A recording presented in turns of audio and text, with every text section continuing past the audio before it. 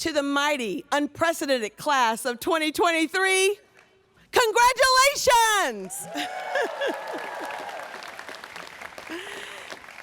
To President Eisgruber, to the Board of Directors and Trustees, administrators, faculty, staff, parents, friends, and all who are assembled, good morning. It is indeed overwhelming for me to return home to Princeton as your 2023 Class Day speaker. As I look across the audience, I can't help but remember my own college graduation. For me, college was an exciting and transformational time in my life. College was what I call the wonder years. You know, I wonder if my classmate likes me. I wonder if I got that visa bill before my parents. You know, the wonder years. I have also fond memories of my college graduation. I remember the excitement of beginning a new chapter in my life, the burst of pride of my family felt as they watched me receive my degree. I remember the exhilaration of a myriad of friends of mine who gathered around us. We hoped, we dreamed, we prayed about our next chapter. I remember a lot about my graduation day and my class day, but I don't remember the class day speaker. I hope you do.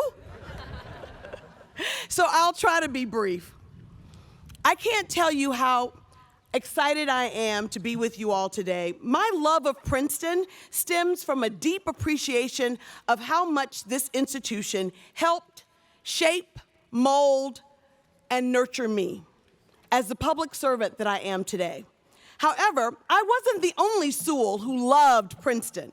My parents seemed to love this place even more than I did. The moment they stepped on this campus, they got a cap that read P86. That's parent of 86. Princeton had a special place in my parents' heart. As you all know, our Princeton graduation is not just an event.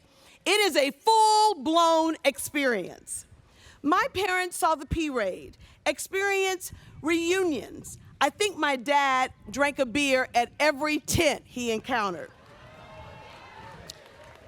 We ate at my eating club, Cap and Gown, where we met Brooke Shields, class of 87. We attended numerous receptions, and my parents even went to my prom. Now, can your family still go to the prom these days? Yeah. Some traditions never change. My parents loved the whole weekend. My daddy especially enjoyed the simplicity of the baccalaureate service, the spirit of class day, and the pomp and circumstances of commencement. As you know, I have been a perpetual student all my life, making my dad a self-proclaimed connoisseur of graduations. After attending my 3 graduations from Princeton, Oxford, and Harvard Law School, my dad professed that he was indeed an expert on graduation. When Harvard Law School passed out boxed lunches after their ceremony, my dad literally walked up to the dean of Harvard Law School and said, "This is the worst graduation I've ever attended." It is peasant compared to Princeton. Now, Princeton, they said it out. It's a family affair. If my dad's observations are true, parents, no matter how many degrees your child may obtain, you're currently experiencing the best graduation ever.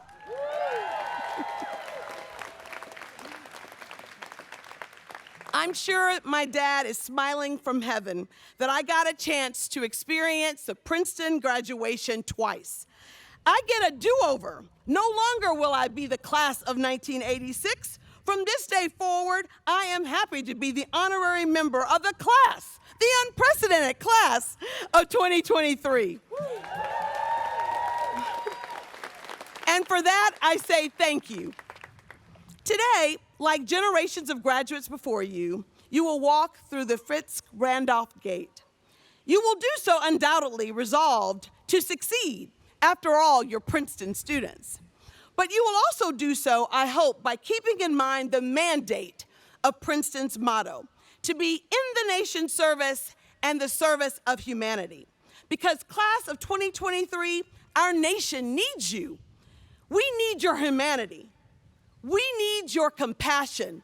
We need your brilliance. We need you to serve. And that's what I'm going to talk about today. Now, I too have 3 wishes for the class of 2023. First, bloom where you're planted. Next, flourish where you're found. And lastly, spread seeds of service wherever you go. The truth is, graduates, you don't have to go far to make a difference in this world. You can, as my mother would say, bloom where you're planted. I grew up in Selma, Alabama. In fact, I was born the same year as the march from Selma to Montgomery, just 2 months before Bloody Sunday, just a few blocks away from the Edmund Pettus Bridge.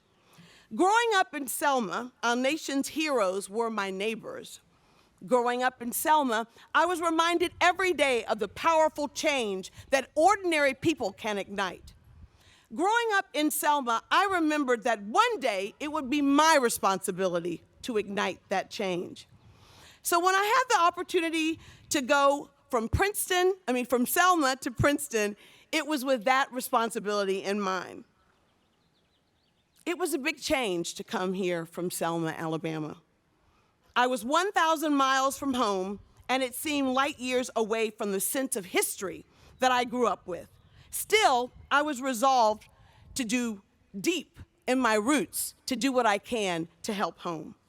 I remember when I met my freshman classmate, and she was my roommate in Maddie Hall. I think it was Campbell, Maddie College, Campbell Hall. Anybody know about Maddie? Whoa. I've always been proud of being from Selma. When I told her that I was from Selma, Alabama, my roommate literally gasped, "Oh my God, how did you escape?" As if I had come on an underground railroad. To which I repeated, "Delta Airlines, there are 3 flights daily."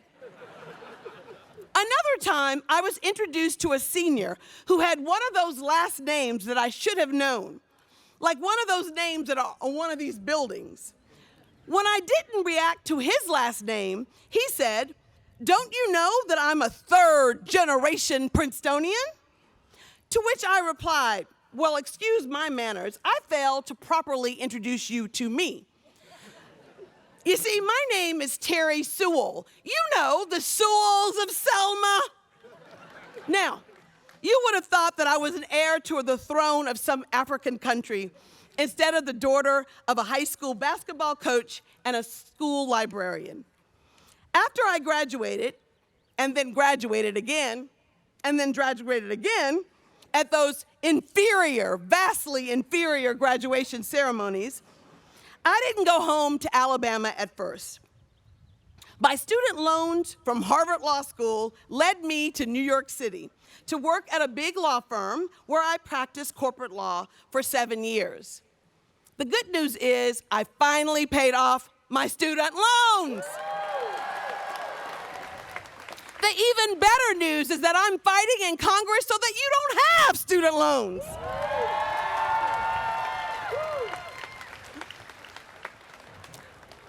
I went back to Selma and to Alabama when my dad had a massive stroke that left him in a wheelchair. At the end of the day, I wanted to have no regrets. It was one thing to send money home. It was another thing to send myself. My parents needed me. As the oldest and the only girl, it was a tough decision, but seeing the smile on my dad's face for the next 14 years when he survived that stroke was worth it. I realized when I got home that the truth of my mom's words, "Bloom where you're planted." I didn't have to look far to find things that needed changing in my state of Alabama and in my hometown. To be clear, my hometown needed help. My hometown needed my help. Even though Selma stands on hallowed grounds, it is still a distressed city and heartbreaking place to live for far too many.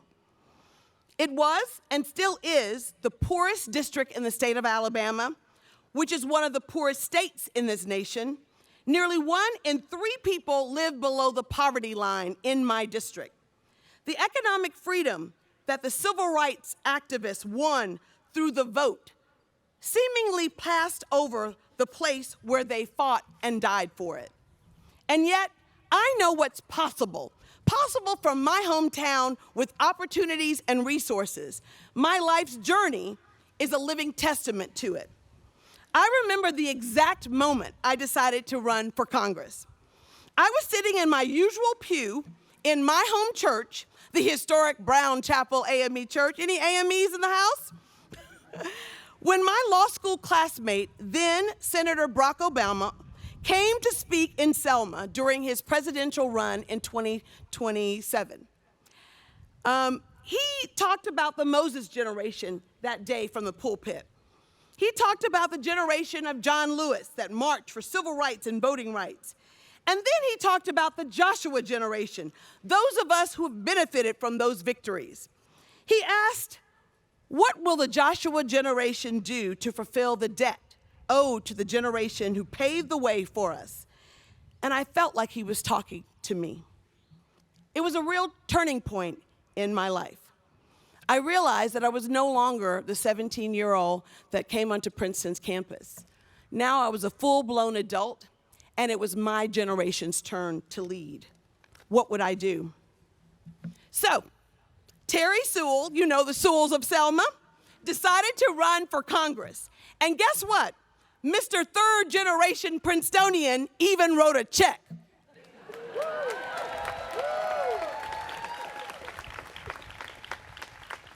Class of 2023, authors say, write what you know.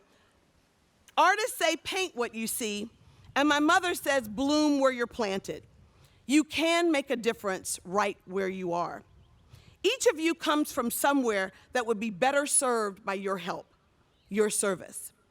You know your communities, the schools, the churches, the small businesses on Main Street. You know the problems. You know the potential. You can make a difference right where you're from.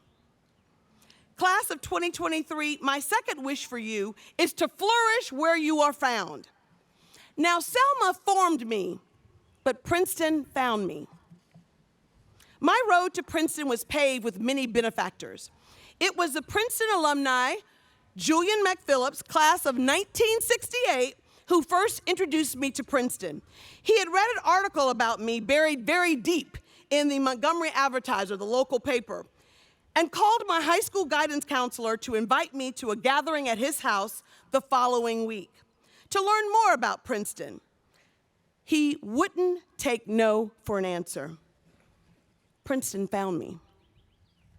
At the student gathering at his house, I was unusually antisocial, preferring to hang out by the dining room where the food table was laid out. His wife was very good at making pimento cheese. Really good pimento cheese. So I stood over the buffet to eat the pimento cheese. There was a woman who joined me at the buffet and took particular interest in what I liked and the high school that I attended. She talked to me about what classes I enjoyed. She asked me about my debate experience. And she also listened to me sing Valley High because South Pacific was the play that I was going to be in next week. It turned out that she was a Princeton admissions officer who was a speaker at the gathering. Months later, Debbie Nelson would stay on me to complete my application to Princeton. Princeton found me. I beat the odds when I was admitted to Princeton. While I was valedictorian of Selma High School, a public high school that had never sent a person to an Ivy League school, I was still woefully unprepared for the rigors of Princeton.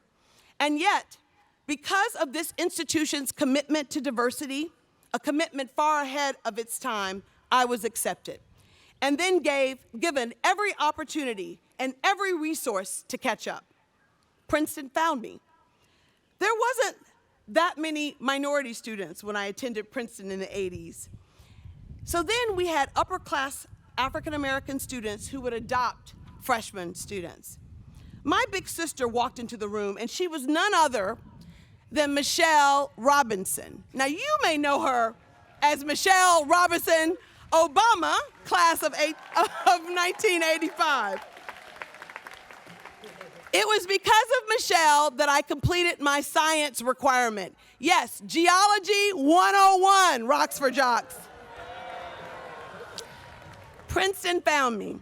I recall when my entire family drove me to Princeton to drop me off. My mom bumped into the then university president, William Bowen. He gave me his card, and he gave one to my mother. He said if I ever needed anything, to look him up. I am sure President Bowen gave his card to a lot of freshmen that day, but I'm pretty sure that none of them actually took him up on his offer. You see, I took Economics 101 taught by Alan Blinder, who wrote the book, and I had never heard of a supply curve or a demand curve. Distressed by my poor performance on the midterm, my mother suggested that I go visit that nice young man who gave me his card. I told my mother that nice young man was the president of the university. Turns out that President Bowen actually had office hours. Who knew? Most people didn't. I got there early thinking that there would be a long line waiting to see the president. It was just me. When I arrived to his office, I was so nervous. I got there, like I said, 30 minutes ahead of time. And I can remember when he opened the door, the feeling that was in my throat. I started to cry when he opened the door. He quickly gave me his handkerchief, and he said to me, "What's the problem?" And I looked him dead in the face, and I said, "I'm failing!" And he said, "Well, let me see that midterm." And then I handed out, my dad's green American Express card that he gave me for emergencies only. I said, "I need a tutor. My dad will pay for it." He said, "I think I have a small budget and a little bitty endowment. Please put your card away." I will never forget President Bowen's face as he peered over his glasses towards me.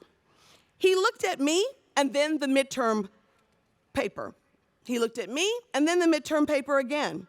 He finally said, "You do realize that an 87 is a B?"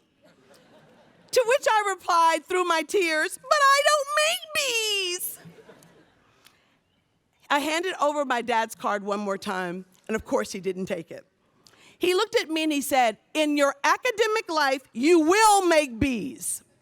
But I know that you're not ready to make it today, so we'll give you a tutor."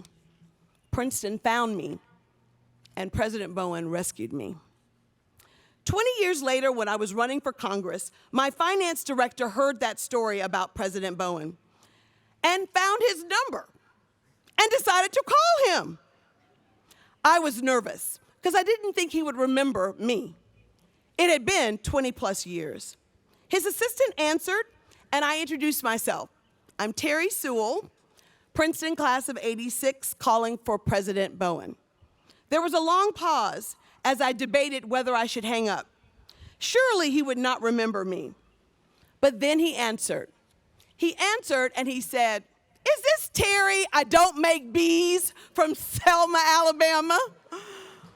I said, "Yes." And he said, "A little birdie told me that the girl from Selma wanted to represent Selma." It was a good fundraising call. Princeton found me. I was encouraged to run for Congress a second time by a friend who had gone to Dartmouth College. I knew her as Tina Rutnick, but you may know her as Senator Kirsten Gillibrand of New York. Well, in that case, Dartmouth found me, but nevertheless, I am grateful for all the opportunities that Princeton education has afforded me. My proudest moment was not the day that I graduated and walked through those gates. It was 5 years later when Princeton admitted April Young, another black student from Selma High School, to this transformational opportunity. Princeton found her too. And a few years later, well, maybe not so many, Princeton found all of you. Class of 2023, We must flourish where we are found. As you leave here today, know this: there is always a place for you here. And there is always a world out there waiting to find you, waiting to find your heart, to find your brains, to find your might, and to find your voice. To this day, I still have classmates who tease me because my slogan when I ran for vice president of the class my freshman year was Mouth of the South. And I have to tell you, it still tickles me today when they call me that. I graduated from Princeton some 20 years after the civil rights activists crossed the Edmund Pettus Bridge. By the time I graduated, I had lived through a hostage crisis, an oil crisis, the end of the Cold War, and the women's movement. By the same token, you, class of 2023, are graduating some 20 years after 9/11. You have endured unprecedented times, a global pandemic, an insurrection, climate crisis, a racial reckoning. You have seen Me Too go from hashtag to a movement, and social media go from connective to divisive. Our nation needs you. Humanity needs you, now more than ever. Not just to succeed, but to serve. To spread seeds of service wherever you go. Class of 2023, service can take lots of forms. For me, it's all about civic engagement. You cannot, you must not leave this place and not serve. How you serve is up to you. But that you serve, it's a mandate. Hear me loud and clear. The cost of apathy is great. And when people like you decide not to participate, we all lose. Progress is a never-ending struggle. Old battles become new again. Each generation must fight to hold on to the wins of the past and fight again for more gains. And there is nothing easy about that. But I believe that when we have the courage to see the flaws in our system, when we have the courage to come together and harness our power to fix these flaws, progress remains within our reach. I believe that when you lift up the most vulnerable in our society, when we distribute resources equitably, then we can increase opportunity. It is said that a rising tide lifts all boats, and so it does. Now, as I take my seat, I want to leave you with my favorite quote. It was from Shirley Chisholm, who was the first Black woman elected to Congress. I got a chance to meet and interview her for my Princeton thesis. My Princeton thesis was entitled, Black Women in Politics, Our Time Has Come. That was back in 1986. But I have to tell you, with 120 women in Congress serving right now, our time is now.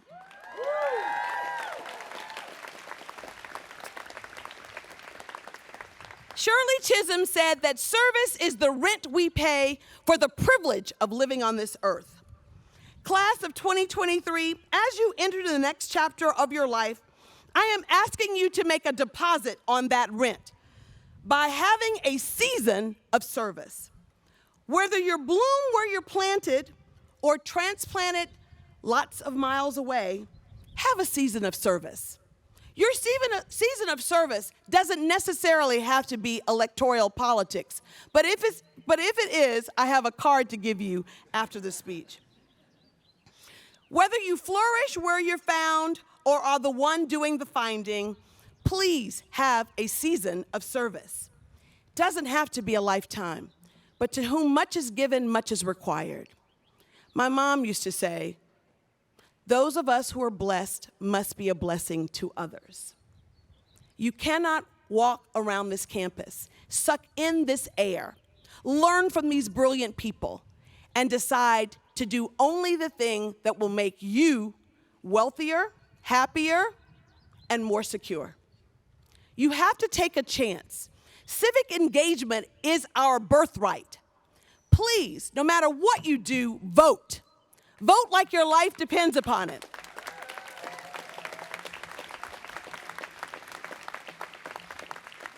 Whether you spread seeds of service or kindness or happiness or brilliance, have a season of service.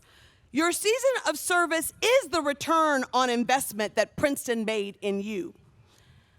You don't have to run for Congress, but I sure hope that you will run for local offices all across this nation. Lend your voice to a cause near and dear to your heart. Use your talents to solve problems, big and small.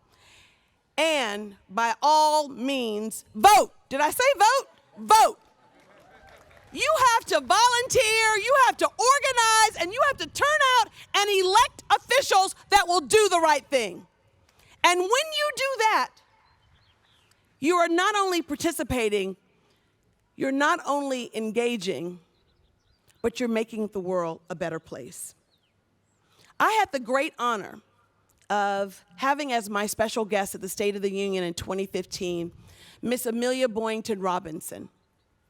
Miss Amelia was 103 years old, and at the time was the oldest living survivor of Bloody Sunday. She was bludgeoned on that bridge in Selma, Alabama in 1965. She was precious cargo. I got a chance to have her as my special guest, and as we waited in the little anteroom for the president to walk through before he gave his speech, his cabinet to a person said the same thing. "Oh, Miss Amelia, we stand on your shoulders. Oh, Miss Amelia, we wouldn't be here if it wasn't for people like you. Oh, Miss Amelia, we stand on your shoulders." So when Eric Holder, who was the then AG, knelt down beside her and said, "Oh, Miss Amelia, I stand on your shoulders," she said, "Get off my shoulders, all of you. Do your own work. Do your own work." And there's lots of work to be done. It's actually posted on my mirror, both in Washington, D.C. and in Alabama. When the president finally came, she literally cradled Barack Obama's face in her hands. And there wasn't a dry eye in the room. He said, "Miss Amelia, I'm about to give a speech in a few minutes as the President of the United States of America. And I do so because of you." She looked up, she looked at him, and she said, "Make it a good one. That better be a really good speech." Please, class of 2023, make every day a good one. Make every day and everything you do be good. We need you as a nation to remember the mandate of this university.